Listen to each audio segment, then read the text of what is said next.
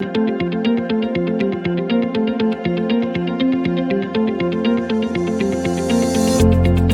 everyone, welcome back to Vinyl Review. You can just hear my record player stopping because I've been listening to the album before I review it. And today we're going to go over, it's a bonus episode, I should say, Eminem's Recovery from 2010, which blew me away. Because I remember every song in this album.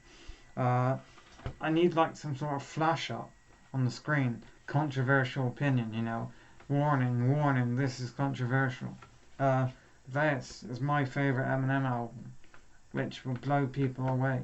And it's not because it's, one of the only ones I've heard or something like that. No, I've heard the others and I think this is his best. That's just my opinion, do not get mad. There are songs on this album that aren't as good as songs on other albums of his, of course. But in terms of a full album, this is just so many memories attached to it. It's a childhood favourite, which I'm going through at the moment with the Green Day vinyl review episodes. Anyway, I'll show you and it's a really nice thick card that this comes with, and a really great gatefold with. Can I get that on here? That message there, which I really like. This album is dedicated to anyone who is in a dark place, trying to get out, trying to get out, keep your head up. Because I'm dyslexic, leave me alone. But yeah, 2010, I can't believe that this is 10 years old. I feel old. I suppose I must have been 12, 13 listening to this in school. It was definitely like year 8 or year 9 of school. One of my school friends from way back in the early days, when I was 11, 12, his name's Mike. He'll never see this video. We stopped talking after school. But he was a huge Eminem fan. He loved all Eminem stuff.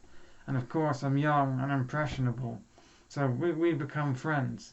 And I start listening to Eminem. That's how I got into Eminem. And I've Relapsed. That's Recovery. Relapse was the album before this, and that came out while I was getting into Eminem. So that album, I do love a few songs on that album, especially Insane. That's a great song. You need to listen to Insane by Eminem if you haven't. But today we're not talking about Recovery, and I'm all over the place. So it's a double album, but that's the other record's still on the player, and it comes with a nice hospital logo thing. It's the same one, logo thing, but it's the same one that's on the front. Oh, well, that's not the front. That's the front, but that is a really nice album cover. It doesn't. And then I'll show you that for anyone who cares. I like them. I like when they're all in a line like that. I like seeing them, the names. A lot of albums don't have that, but anyway, no, I need that. So it starts with Cold Wind Blows, which is a really great opening track.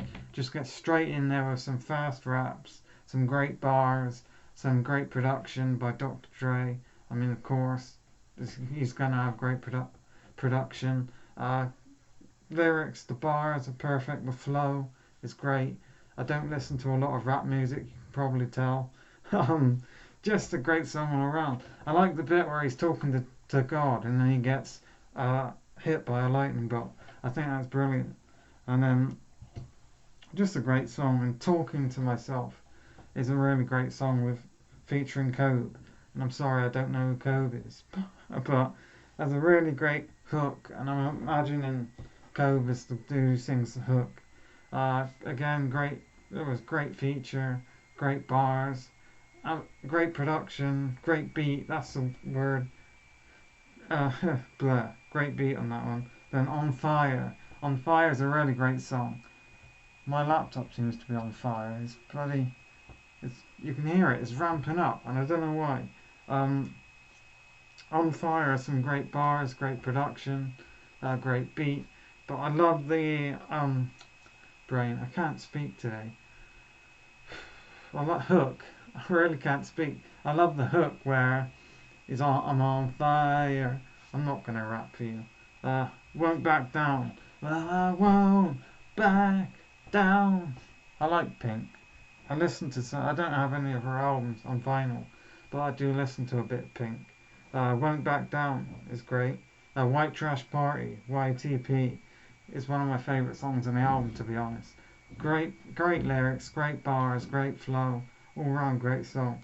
Spacebound, which has a really great sample in it. Does it tell you? Oh no, it's not a sample.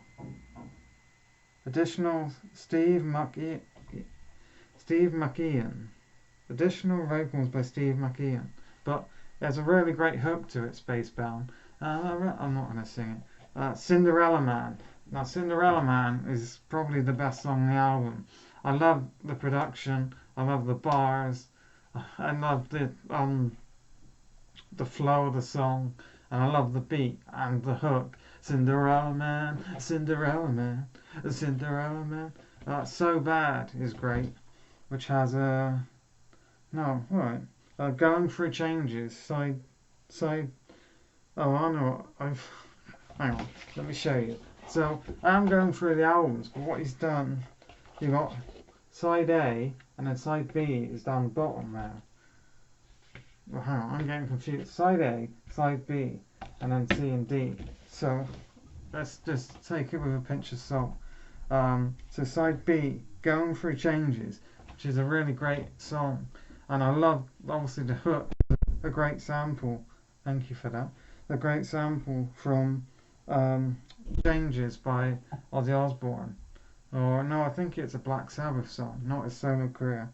Not Afraid, I'm not afraid, not afraid, take the pain. It's a really great song. Obviously, it's really, that was the big single from this album at the time. And it is a really touching song, and, you know, I love it. Seduction is a great song. Seduction, seduce. No Love feat Lil Wayne, which is a really great song. And I'm not like a huge Lil Wayne fan. To be honest, that's the only song I've heard with him on it. But it's a great feature, and Lil Wayne's verse is really, I quite like it. Almost Famous is great. Love the Way You Lie featuring Rihanna. It's a great song, and Rihanna can sing. She's a good singer, but I don't like her music, and I know that is controversial, but I've never really been a fan of Rihanna's music.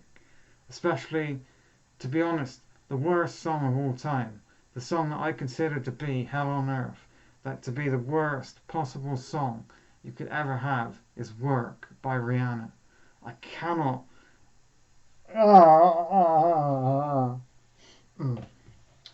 You're Never Over, which is the closing track to the album, which is a really great song, and I mean it's dedicated to Proof. I don't want to mispronounce his name.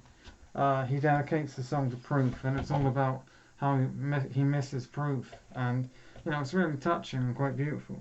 But then it comes back in, so that sort of bleeds into a different beat with the Untitled song, which is just a really great, fast-paced, lyrical masterpiece. It's just, and a really underrated song, to be honest. But overall, this album is really underrated in my mind.